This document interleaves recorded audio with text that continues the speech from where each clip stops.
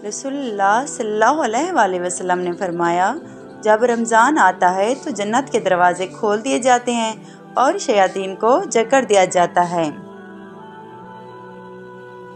فرمان رسول صلی اللہ علیہ وآلہ وسلم، اگر زندگی رمضان جیسی گزارو گے تو موت عید جیسی ہوگی۔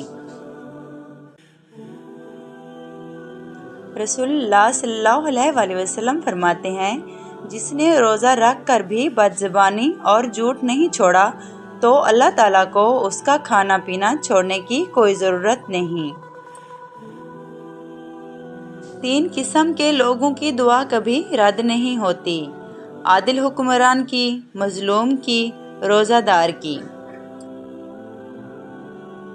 رسول اللہ صلی اللہ علیہ وآلہ وسلم فرماتے ہیں، تم میں سے جو شخص روزہ دار ہو تو اس کو چاہیے کہ وہ کھجور سے روزہ افطار کرے، اگر کھجور نہ مل پائے تو پانی سے افطار کرے، کیونکہ پانی پاک کرنے والا ہے۔ اے پانی، گواہ رہنا، تجھے رب کی رضا کے لیے چھوڑا ہے۔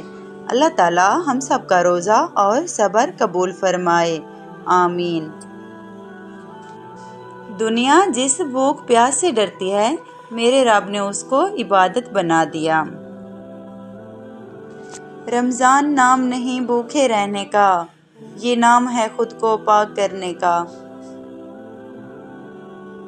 رسول اللہ صلی اللہ علیہ وآلہ وسلم نے ارشاد فرمایا، ہر چیز کی زکوٰۃ ہوتی ہے اور جسم کی زکوٰۃ روزہ ہے۔ رسول صلی اللہ علیہ وآلہ وسلم نے فرمایا، روزہ دار کی دعا افطار کے وقت رد نہیں کی جاتی۔